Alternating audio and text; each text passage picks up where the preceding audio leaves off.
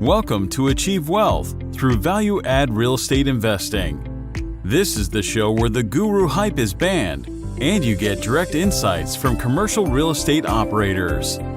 If you're a passive investor, this show can help you better understand investment opportunities. And if you're an active investor, the lessons from each episode can help you to become more effective in your own deals. This webinar was previously recorded and converted to a listening format. Now, please enjoy this timely and valuable market information from expert commercial real estate investor James Kandasamy and special guests. We try to really spread as much as we can about, spread as much information as we can about these self-directed IRAs. Just not many people really know that you can use them, especially when it comes to real estate investing, right? Most of us have our retirement accounts, but we kind of just put the money away. It's managed by someone, and we hope and pray that it grows and that the market is kind to us, really, right? Not too many people realize how active you can be, especially when it comes to the type of investments that you can make within your IRA. And like Trevor said, bear with me a little bit. I'm going to be stopping to get some water. I'll maybe be coughing a little bit. I'm just getting over COVID. So we're going to power through this one. All right, guys. So today I wanted to kind of talk to you about how to go about utilizing the self-directed IRA, really introducing to you what the idea of a self-directed IRA is, and then taking a little bit of a deeper dive into what it can look like when it comes to multifamily syndication investing within a self-directed IRA. All right. So the first thing is obviously we got to get it out the way. Everything you're about to see here is for your educational purposes only. All right. At Quest, it's important to understand the role that we play when it comes to your retirement investments. We're here to really offer as many resources and as much education as we can when it comes to our clients and investors.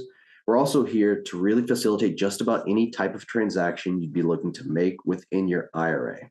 But that being said, Quest does not offer any sort of tax, legal, or investment advice, nor do we endorse any specific investment. All right, so for those of you who don't know us, we are Quest Trust Company. We're the largest self-directed IRA custodian in the state of Texas. We have roughly 20,000 active investor clients all across the country. We have $2.7 billion in assets under administration. We have over 100 employees, 34 of which are certified IRA service professionals. All right, we really like to brag about this one because the growth that we've experienced has been very organic, right? We've had the opportunity to acquire smaller self-directed IRA custodians. That's the route that some of the larger custodians have taken. But the thing that kind of separates us is that when you call us, you've got someone to answer the phone, right? You're always going to get an employee who answers the phone. And if you want to take a deep dive, we've got 34 IRA service professionals there to take that dive with you. And as it stands right now, the latest numbers we're showing, we have just over $450 million in undirected cash sitting in our clients' accounts.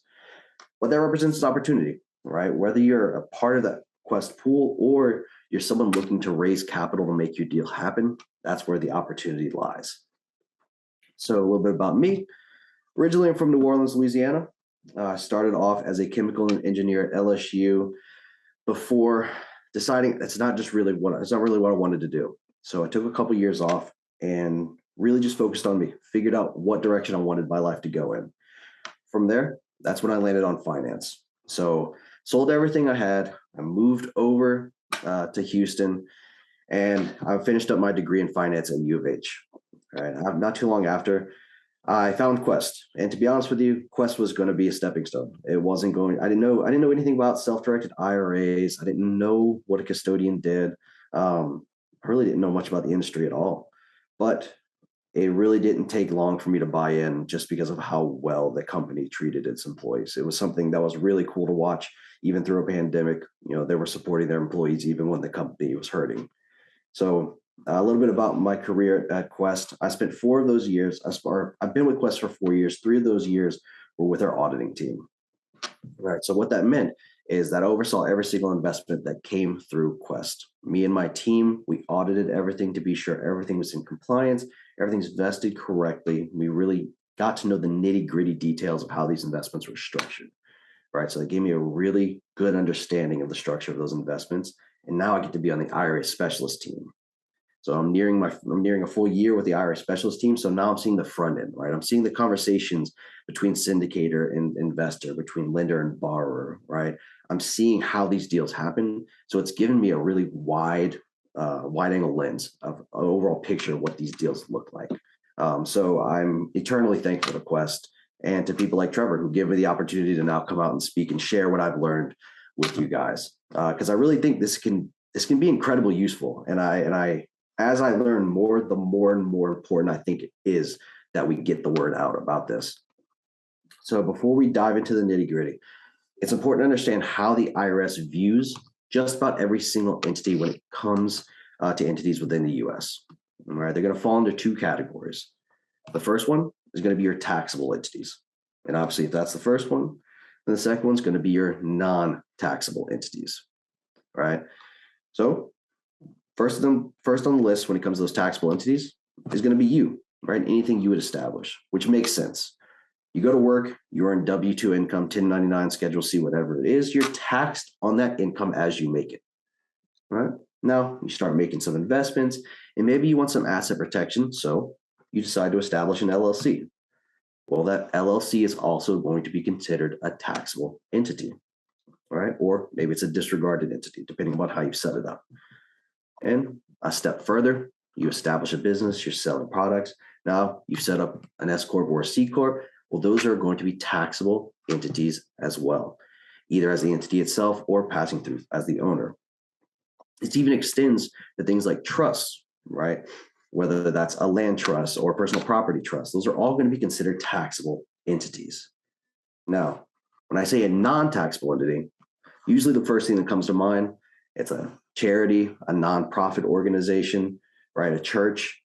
Well, your self-directed IRA is going to be considered a non-taxable entity, right? This also extends to things like your qualified retirement plans. So your 401ks, your 403bs, TSPs, right? Those are all going to be considered non-taxable entities. And this even groups in things like the solo 401k that can be self-directed just like an IRA, right? But what is self-direction? Really, what does that even mean, right? Well, guys, it really is just a marketing term. If you look at the IRS code, there's no mention of the term self-directed at all. That is just there to illustrate you're the one in control, right? You are in the driver's seat when it comes to the investments made within the IRA. There's no legal distinction between your self-directed IRA here at Quest versus your IRA at another custodian like Fidelity or Charles Schwab, TD Ameritrade.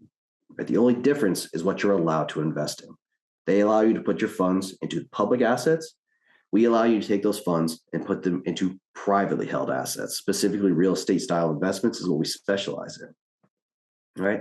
So now that we know self-direction is really just a marketing term, what types of accounts can we self-direct? Well, at Quest, we hold 7 different types of accounts that fall into 3 different categories. The first one is going to be our personal accounts. Excuse me, let me take a drink real quick.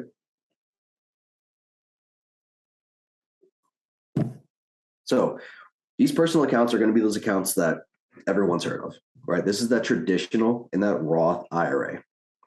Right? By far the most common at Quest and the most common in the United States is going to be the traditional IRA. Now, it's not to say because it's better than the Roth IRA. I don't think that's the way to think about it, right? Neither one is better than the other. They each play their own individual role. But the reason the traditional IRA is so much more popular is because of its pre-tax status. All right. So when you have funds sitting in an old 401k, right, you decided, all right, I've now left the company or I've retired, whatever it is, I should now no longer work for that company. I want to roll those funds over into an IRA. Well, unless you've specified otherwise, you and your employer have been putting pre-tax funds within that account, right? They put pre-tax contributions within that account. So when you roll them over, most people are obviously looking for no sort of tax implication. So you want to roll them over into an account that matches that pre-tax status. That's going to be where the traditional IRA comes into play.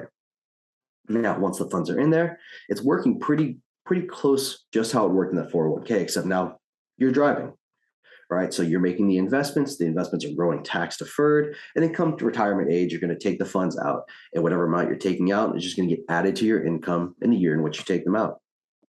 Now, on the flip side, is going to be the Roth IRA. Personally, my favorite account, right? Whereas the traditional IRA was pre-tax, the Roth IRA is a post-tax account. This gives it two distinct advantages. The first one is that any contributions made to a Roth IRA are going to be able to be taken out at any time, tax and penalty free, right? This is one of the few accounts that allows you to take those funds out whenever you'd like because they're already post-tax. Uncle Sam has already gotten its slice of the pie. It no longer cares what you do with that money, right? So let's say over the next 5 years, you maximize your contributions, right? $6,000 a year. Now you've got $30,000. Well, at the end of year 5, you decide, man, I want to buy a car, right? I want to buy a car, but I really do not want a car note. I don't want a car note at all. Well, now you've got a $30,000 pool of funds to pull from, right? To go towards whatever you'd like. Right. The second distinct advantage is that because these funds are growing in a post-tax account, as long as when you take them out, right, any of the growth experienced within that account, as long as when you take them out, you have A, had a Roth account open and funded for 5 years, and B, are retirement age, so over the age of 59 and a half, that means all of that money, 100%, no matter how much it has grown, is going to also come out tax and penalty free. Right. That means if you took that 30,000, kept adding to it, right, kept contributing, kept growing it, turned into 50, 100, 500,000, you have all of that money to pull out tax and penalty free. Uncle Sam doesn't get to touch a dime of it. Right. That's really what makes that Roth account so powerful. I'm not going to spend too much time on the next category, which is going to be our employer accounts. Right. Just know that these accounts are for self-employed individuals who are looking to take advantage of the higher contribution limits that come along with these accounts. All right. This category is going to include the SEP IRA, the Simple IRA, and the Solo 401k. Each of them serving their own purpose, but always going to be geared towards self-employed individuals who have smaller firms, right? Doctors and dentists utilize these a lot. And finally, the last category is going to be our specialty plans. Right, this is going to be the Coverdell ESA and the HSA. Now, these are the only accounts on here that are designed to benefit you now. Right, these are not retirement accounts, but they can be self-directed and partnered with all of your retirement accounts here at Quest. Right, so the Coverdell ESA is just meant to go towards education expenses. Right, so to alleviate some of the stresses that come along with education. Right, this is kind of the counter to the 529 plan that is state specific. The ESA can be used anywhere. Right, it's not state specific. No, how it works is you're putting post-tax funds in there. You can, again, partner and self-direct to help it grow a little bit faster. And then you can take those funds out, tax and penalty free, as long as they're going towards qualified education expenses, right? Things like books, tuition, uniforms, stuff like that. And also there's the HSA. The Health Savings Plan is one of the most underutilized but powerful accounts that there are. All right, this is because it's what's known as the best of both worlds. It has the tax deductible contributions of the traditional IRA and the tax and penalty free distributions of the Roth IRA. Right, that means you put funds in, you grow it, as long as when you're taking them out, they're going towards qualified medical expenses, they're coming out tax and penalty free. Now, excuse me. Now, I know what you're thinking, right? That list is probably very tiny. What's going to qualify? Well, this is actually one of the few cases where the list of what you can't spend it on is shorter than the list of what you can spend it on. I'm talking about over-the-counter drugs, prescription drugs, co-pays, dental, vision, really just about anything you would need when it comes to your medical needs, you're going to be able to use with an HSA. And a cool story I've seen is that they'll kind of accrue their medical bills over the years. And as long as all those medical bills were accrued after you set up the HSA, you can cash them in one big distribution at the end, and pay for something you're wanting. Our president uses HSA to pay for a plane. He's a pilot, a little 2-seater plane. Yeah, it was one of his biggest purchases. Just a fun little story about how you can utilize an account like an HSA. So now that we know what types of accounts you can self-direct, why? Why should you self-direct an account at all, right? Well, there are several benefits, but the three main benefits that we'd like to focus on are going to be diversification, right? Tax savings, and investing in what you know best. So let's take a look at what each of those means. The first one, diversification. Whenever you talk to a financial advisor, right, he's going to say, let's diversify your portfolio. Right, let's get you into some steady mutual funds that are low risk, low yield. Maybe let's put you in a little bit of risky, a little, smaller portion of your account. Let's put in some risky, maybe high yield stocks, and then maybe let's buy some bonds, right? Well, if you're in the public sphere, you're kind of just putting your eggs in different parts of what is overall the same basket, right? What a self-directed IRA at a custodian like Quest allows is for that true diversification, right? You're getting out of the public market, right? You're going into privately held assets that have their own market that you can understand, right? Secondly, is going to be the tax savings. Now, whenever you're making an investment, right? Let's specifically talk about real estate. So if I were to do a fix and flip personally, right? I purchase the property, I fix it, flip it, I sell it for profit. Whatever profit I make, I really have two choices, right? I'm either A, going to pay the taxes on it and get to keep what's left, or B, I'm going to try to put it in a 1031 and to try to defer those taxes until later, right? But when I take that route, there's restrictions that are going to be put on that money, mainly the timeline under which I have to find my next investment, the type of investment it has to be, and even the value of the investment that it has to go towards, right? But with a self-directed IRA, it negates the need for the 1031 at all. All of the funds are coming back either tax deferred, or in cases like the Roth IRA or maybe even the HSA, they're growing tax free, right? It's coming back tax free completely. So there's no need to try and put it into a 1031. They come back to you, you get the full profit, and now it's up to you what you do next. Whether you want to hold on to it, look for a next investment within the real estate space, or put into a brokerage IRA, let someone manage it, right? It's up to you what you do with it. And finally, investing in what you know best. Every one of you is here because either A, you have some sort of foundation in real estate investing, or B, you're looking to build that foundation. Right? So why not utilize that foundation to help grow your retirement account? Right? This is the most important account there is. We can really talk about all the types of different accounts and how you should really spread out your money, right? But at the end of the day, that retirement account is supposed to be there to dictate your quality of life come retirement age. So why wouldn't you want to utilize the information and knowledge that you have to help grow that as much as you can and not leave it to the whims of a market that you kind of just have to cross your fingers with? All right. So the IRS is not going to give you all of these benefits, though, without putting some restrictions, right? So let's take a look at what those restrictions look like. They're going to fall into three categories. First one is going to be the people restrictions. Second one is going to be the transaction restrictions. And then third one is going to be the investment restrictions, right? Thankfully, the IRS has broken this down to a very easy to read and not at all confusing graph, right? It's the IRS. Nothing ever is going to be that straightforward, right? But thankfully at Quest, we've broken this down to a very palatable form. How you can understand what you can and can't do with your IRA. Give me 1 second.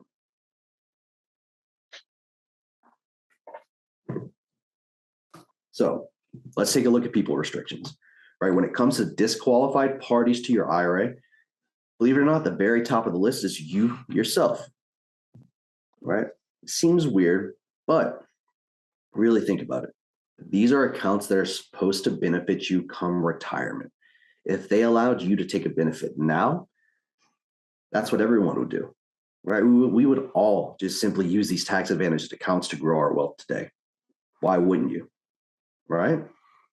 So what they do is they make sure that you're never crossing that white line, right, between you and your IRA, that you're never on opposite sides of a transaction, right, from your IRA ever. So on the list of disqualified parties, it's going to be you, your spouse, your lineal ascendants, so parents and grandparents, your lineal descendants, children and grandchildren, their spouses, or any companies that those people own, control, manage, or are highly compensated by. Really, anytime they're affiliated with a company, right? This just means that you can't be on opposite sides of the transaction, but you can partner with those, right? And we can get into that a little bit. It gets gray, it gets a little hairy, but there are ways to partner with your IRA, and there's a proper way to do it. So now that we know who we can't commingle funds with, what can't we do with them? Well, we cannot buy, sell, trade, loan, extend a service to, or receive a benefit from the IRA, whether direct or indirect, right? Which makes sense. Again, never crossing that white line. So we're never buying from our IRA, we're never selling to our IRA, right? Well, I'm never loaning to or from my IRA. Now, extending a service to, what does that mean, right? Believe it or not, that's the extent that the IRS explains it. And they do this on purpose. But practically, what does this look like? That means if my IRA owns a property, I cannot personally go out and do all the repairs on the property, right? Because, one second, what I've just done is saved my IRA money, right? So my IRA has received a benefit from me personally. We cannot allow this. And finally is going to be the investment restrictions.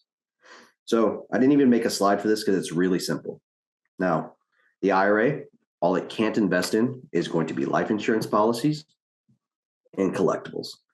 All right, things like vintage cars, art, stuff that it's hard to get a really good appraisal on because it's much more subjective. But that's what we can't do. What can we do, right, within a self-directed IRA? As you can really do just about anything you'd want to do personally, right? If you wanted to get into real estate, that is by far the most common strategy that we see, right? But this takes many forms.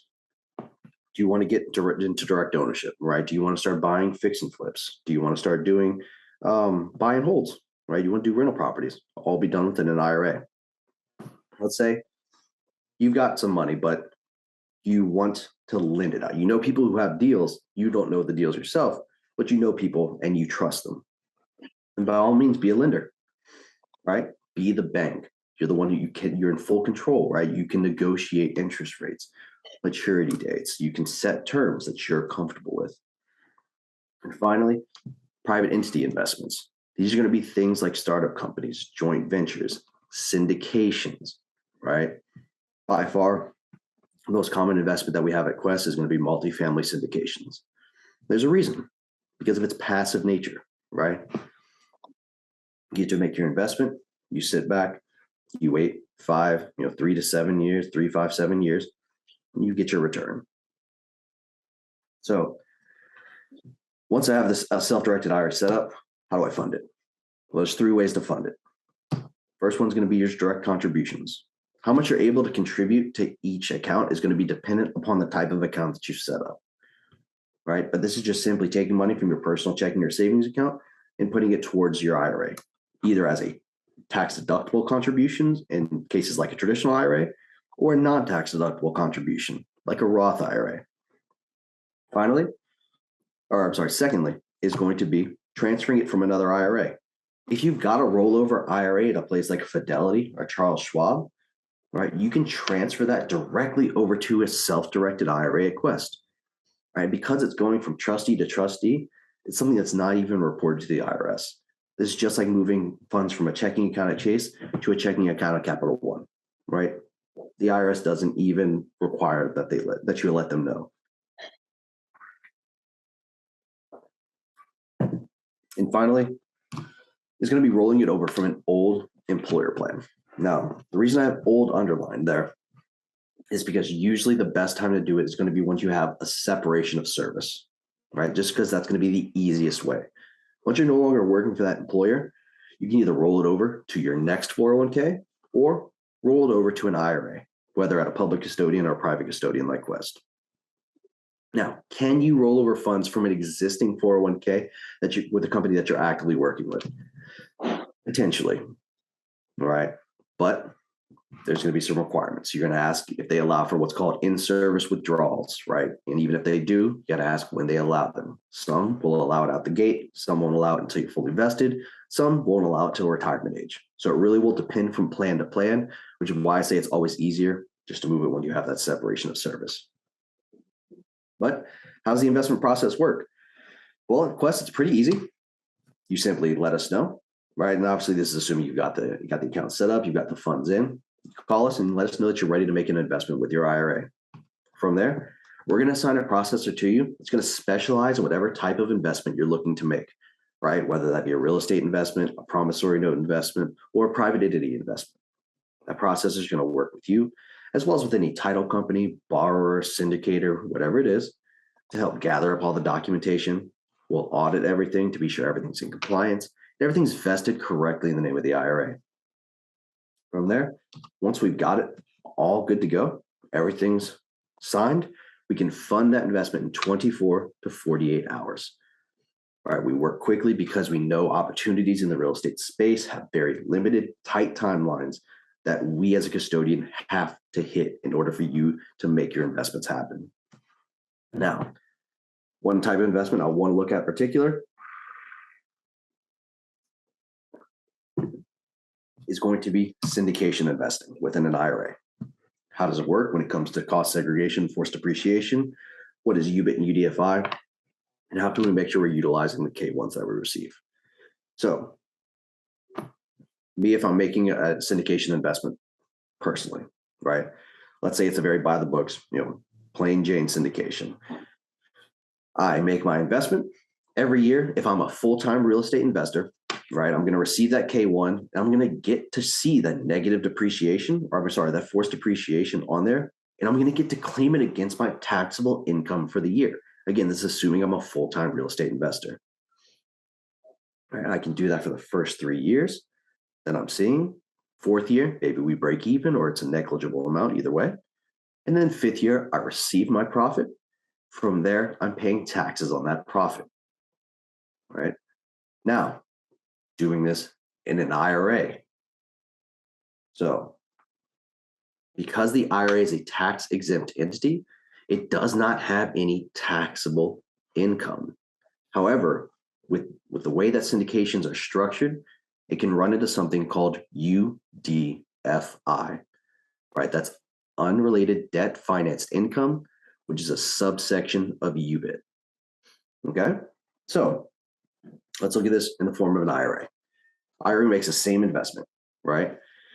But that syndication, right, more than likely is roughly 70% debt leverage from an institution, and then the additional 30% is people like me using our funds to invest, right? Because of that, the IRA, the first 3 years will receive its K1s, but it does not have taxable income and therefore cannot claim the K1 against anything. That's okay. Hold on to the K1. All right, we're going to put that in our back pocket and save it for later. First 3 years, I get that K1. Let's say it's, 12,000 forced depreciation for the first 3 years. 4th year, break even. 5th year, we get our return. Now, let's say in the case of the IRA, I make $50,000 profit, right? Now, because the syndication was 70% debt leveraged, the IRS says, wait, hold on. You have a tax-exempt entity, right, that is now utilizing someone else's institutional funds to make a profit. And they say, no, we can't have this, right? Because of that, you're going to be forced to pay a UDFI tax, right? Now,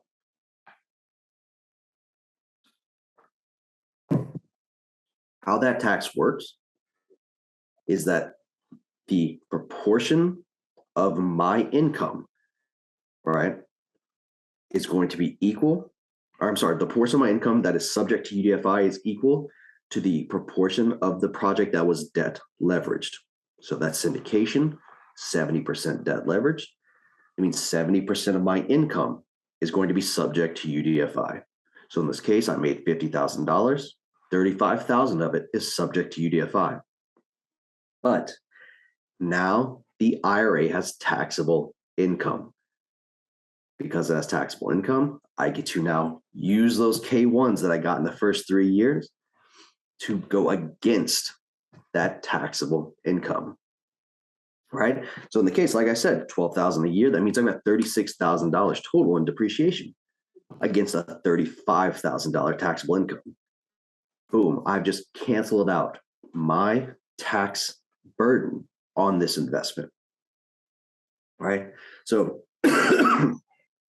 UDFI kind of spooks a lot of people, but I'd say about 85% of the people that make this investment within their IRA see little to no taxation at all, right? Which is why it's such a popular investment, right? If this UDFI was really taking such a hit, it wouldn't be the most popular investment we have at Quest. All right, so that's how you go about utilizing those K1s within an IRA that normally is a tax exempt entity with no taxable income when it comes to a syndication investment.